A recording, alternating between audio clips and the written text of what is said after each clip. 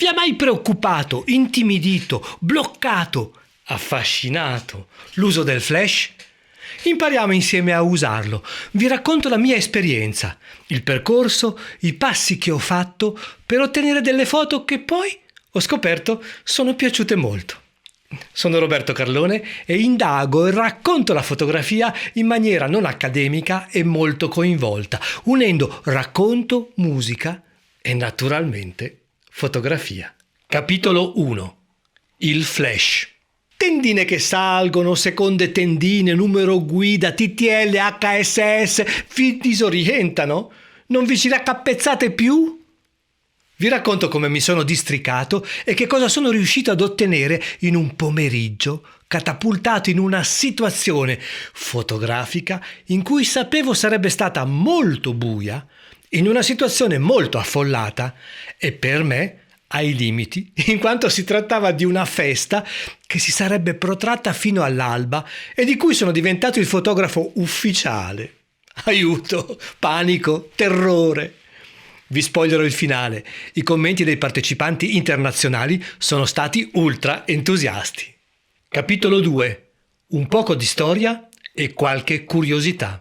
Bisognava scattare di notte. Bisognava scattare in stanze buie. E come si faceva? Che le candele, i fuochi, le lanterne non bastavano ad impressionare le lastre e le pellicole. Ci voleva un bagliore forte, fortissimo, e non serviva per un tempo lungo. L'esercito, le miniere e la chimica vengono in aiuto.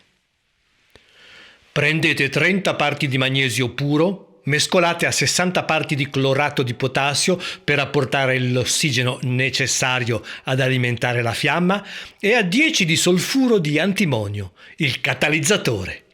Così la fiamma non durerà più di un trentesimo di secondo. Aggiungete una piccola parte di sale per far risaltare la scala dei grigi per un miglior contrasto dei toni sul negativo. Mettete tutto in una pentola e esplodete. 1 grammo del composto, che poteva essere preparato a mano senza pericolo, era sufficiente a realizzare un ritratto. Con 4 grammi si illuminava un teatro intero. All'inizio era proprio una fiammata, un puzzo, fiamma libera. Poi venne inserito in un bulbo di vetro tutto questo. Alcuni fotografi prima sono morti, altri sono rimasti ustionati. Dei soggetti fotografati non si sa che fine fecero.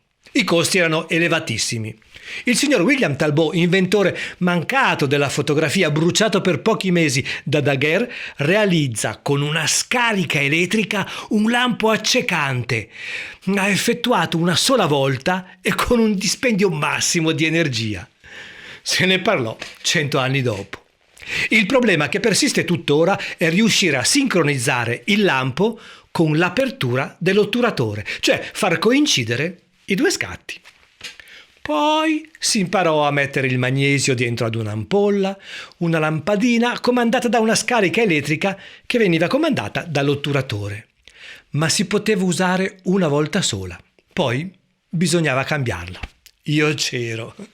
Ed era ancora un poco complicato da usare, ci voleva molta esperienza, oppure usare delle tabelle per far coincidere distanza, diaframmi, tempo.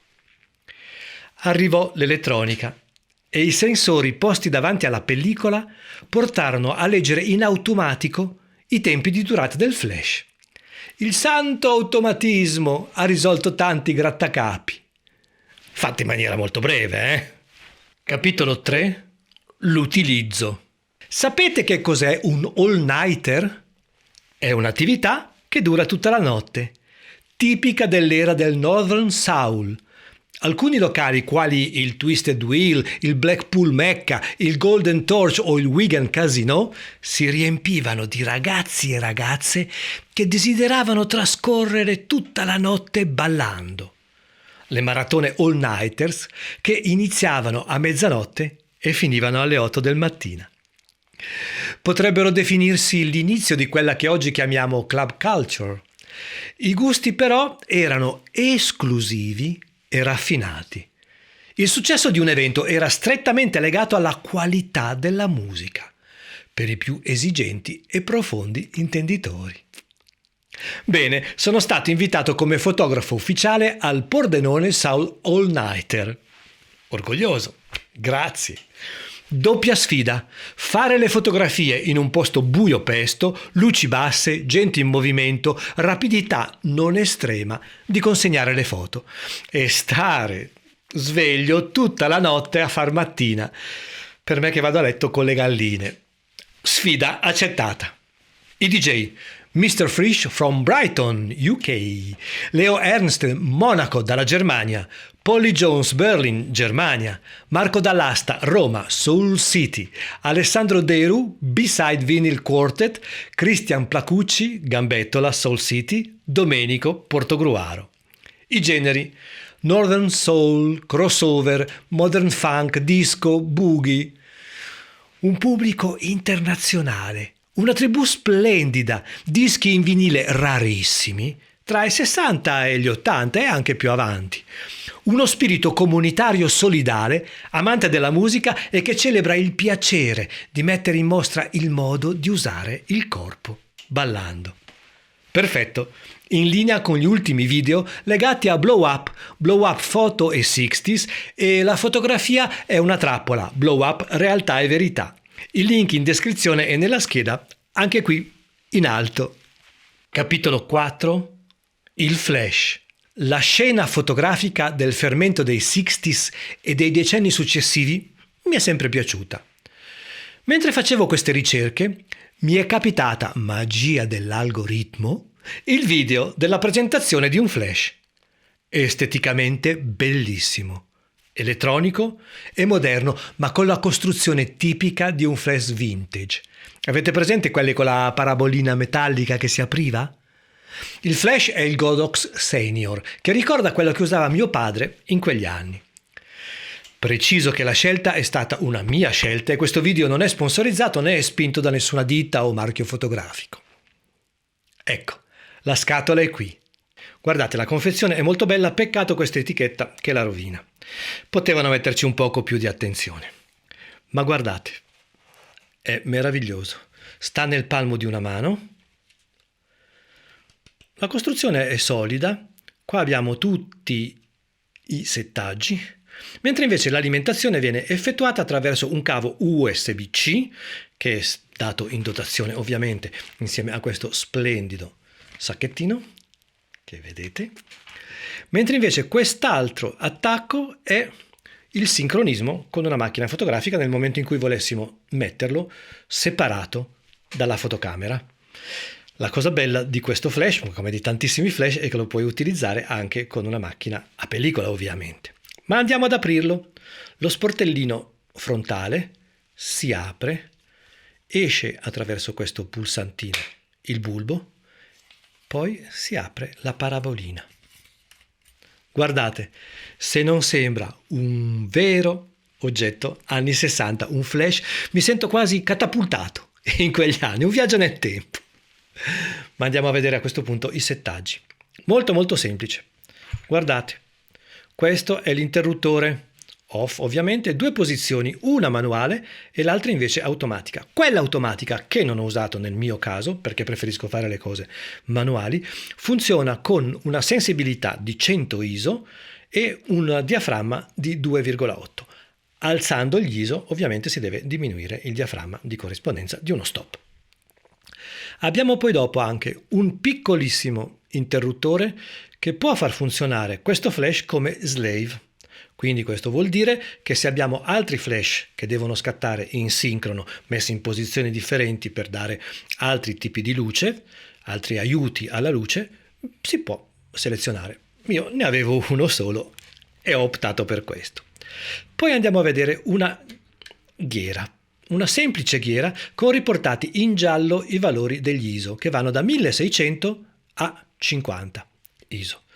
Poi abbiamo un selettore, scusate, dei metri, eccolo qua, e questo ci serve per determinare quale sarà la potenza, la lunghezza, chiamiamola così, del mio flash. Nel mio caso, che volevo fare con un 22 mm di obiettivo e una X4 come fotocamera, ho deciso di fare delle fotografie a piano americano, insomma, che arrivasse dalla testa alla coscia, grosso modo, per comprendere parte del corpo. E quindi, bene o male, la distanza era tra intorno ai 2 e i 3 metri, diciamo 2 metri e mezzo. Dopodiché abbiamo una piccola ghiera in cui sono riportati i valori dei diaframmi e infine, che si muove solidalmente con tutto, abbiamo il valore della potenza del flash. Nel caso in cui io voglia scattare a 1600 ISO e a una distanza, come dicevo prima, di tra i 2 metri e i 3, metto in corrispondenza i 1600 con i 2 metri e mezzo. A questo punto vado a selezionare, a individuare quello che sarà il mio diaframma, ad esempio 5-6, e lo metto in corrispondenza a questa freccina. Vedete che la potenza sarà di 1/16. Molto molto semplice. Vi faccio un altro esempio. Nel caso in cui noi volessimo scattare a 100, muovo la rotella semplicemente per portare in una posizione comoda, non ha nessuna influenza in questo momento. A 100 ISO sposto la distanza e metto in corrispondenza sui 100 ISO ai 2 metri e mezzo. Per scattare sempre a 5-6 devo portare la mia potenza in corrispondenza e quindi risulterà la massima violenza del flash a valore full, al pieno totale. Tutto qua, molto semplice mi sembra, no? Anche una persona come me che non ha mai scattato con il flash penso che dovrebbe riuscire a cavarsela. A questo punto chiudiamo la parabolina, non dimentichiamoci di far rientrare, io lo faccio con il panno, il bulbo, avete visto? Richiudo, ripongo ed è fatto. Semplice, no? Andiamo a scattare adesso. Capitolo 5. La prova sul campo e le mie foto. La situazione era questa. Non vedevo dal mirino. Non volevo mettere tutte quelle lucine che fanno i pre-flash, eccetera, eccetera. E ho eliminato gli occhi rossi. Quindi ho deciso di scattare in RAW perché permette di avere maggiore flessibilità in post-produzione, non sapevo il risultato, di recuperare gli eventuali errori quindi. E poi gli organizzatori non volevano una sorta di diretta delle foto da presentare nei social in tempo reale, quindi RAW. Ho scelto di scattare le prime a 640 ISO, un 25esimo a f36 col bilanciamento del bianco automatico. Vediamole e commentiamo insieme. Funziona! Al primo colpo e senza ragionare tanto. Quelle che vedete sono i RAW grezzi e non lavorati. Basta lavorare sulle luci e abbassare il bianco sparato. Vedete le persone sullo sfondo? Sono più scure, ma un flash così non arriva a chissà a quali distanze. Ma per quello che ho in testa da utilizzare poi all'astro in discoteca, mi sembra per ora perfetto. Per fortuna arriviamo all'astro prima che il pubblico arrivi, quindi posso fare degli esperimenti. Vedete, lo sfondo si vede ma poco. Intanto ho settato il tempo su quello consigliato dalla mia Fuji X4, che è un 125esimo. Questo è il tempo corretto perché il sensore resta esposto in maniera completa. Vi spiego. Davanti al sensore ci sono due tendine che si alzano prima una e poi l'altra sulla base del tempo scelto. Una insegue l'altra. C'è un tempo preciso in cui tutto il sensore è aperto alla luce che entra. Cioè la prima tendina è tutta su e la seconda è ancora tutta giù. Qui scatta il flash, poi la seconda tendina nasconde tutto. Questo per la mia fotocamera è un 125esimo di secondo, quindi tempo obbligato, settato e scelto. Poi ho provato a scegliere degli ISO abbastanza bassi per avere meno rumore nell'immagine, meno grana, 400 ISO, ma non si vede bene lo sfondo. Come se la luce dell'ambiente scarsissima non fosse sufficiente a impressionare il sensore. Allora ho spento il flash e ho trovato un valore di ISO che permettesse un minimo di percepire quello che ci stava intorno. Quel piccolo bokeh che mi piaceva, quello sfocatino sullo sfondo, chiamiamoli così, senza alzarli troppo in modo che non mi procurassero un rumore di fondo eccessivo e sgradevole.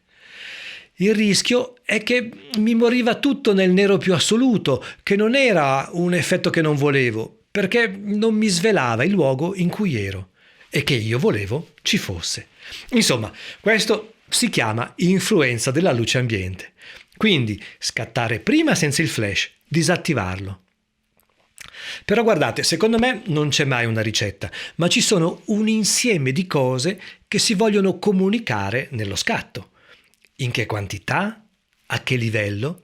Per ottenere un risultato non casuale, aleatorio, ma scelte ben precise. Si deve avere in mente prima la sensazione che si vuole comunicare, quello a cui vogliamo far credere allo spettatore. Ed è quello che io chiamo la testa di una fotografia, l'intenzione.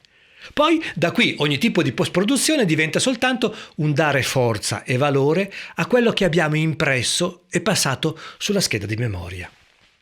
Praticamente esaltare quello che c'è già, spingere i contrasti, le luci, mettere dei piccoli accenti su dei particolari. A quel punto ho scelto sulla ghiera del flash i valori giusti. Quindi tempo obbligato, diaframma medio 4.6, valori ISO 1600, perfetto, scelto. Non resta che scegliere la potenza del flash. Guardate. Sembra che ci siamo quasi. Intanto le porte si aprono ed inizia ad entrare il pubblico. Vado verso di loro e scatto. Sì, ci siamo, era esattamente questo che volevo. Vedere lo sfondo e il soggetto, bellissimo, coloratissimo.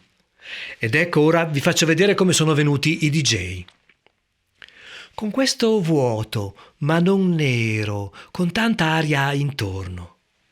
Polly Jones da Berlino. Questa è la mia foto ideale. Questo era proprio quello che volevo. Poi Polly Jones, Leo Ernst. Una camicia, un particolare, leggera, quella mano sulla destra, vedete in fondo, e fa sentire che c'è vita, oltre alla camicia. Il bello del flash è che sembra isolare ancora di più il momento. Una sfrenata gioia, la blocca e la amplifica. È quell'istante lì, una sorta di purezza dell'attimo, totalità. Stessa cosa per questa, scattata in una zona un poco più illuminata, quindi la folla di sfondo è più presente. La cosa bella di queste situazioni è che i partecipanti amano farsi fotografare, non vedono l'ora, fanno gli indifferenti, ma ti sbirciano con la coda dell'occhio per vedere se li fotografi. È un piacere questa situazione. E poi c'è sempre un effetto sorpresa per le persone più attente. Questa invece l'ho scattata ad una sensibilità di 10.000 ISO. Rumore pochissimo, eh? Qui invece ho scelto un tempo più lento, un sessantesimo, e scompare un poco quell'effetto occhio di bue, mettendo un solo piccolo accento sulla protagonista e lasciando la folla più presente. Forse qui troppo, ma meglio per gli organizzatori, no? Così si percepisce meglio il clima della serata e l'affluenza numerosa. Mi sono permesso anche questa. Sfondo con proiezione e testa rasata e super riflettente in primo piano. È venuta. Sono soddisfatto. Ho trovato un nuovo amico, un compagno che mi permette di cavarmela in situazioni difficili e non perdere uno stile. Sono sicuro che ci lavorerò ancora e andrò ad approfondire. E questa è stata la mia prima esperienza con il flash. La festa è finita alle 5:30. Io adrenalina al massimo. Se siete arrivati o arrivati fin qui, vi ricordo i video sui 60s per vedere come racconto la fotografia. Se avete gradito questo video, guardatene altri. Fatemi sapere nei commenti di questo. Se l'avete capito, se volete qualche approfondimento. E per avere tutte le informazioni, iscriversi è ormai quasi un obbligo, per non perderci di vista. Sostenere può diventare un piacere iscrivendovi alla newsletter senza francobollo. Per ora vi saluto con un flash e un bacio. Ciao da Roberto.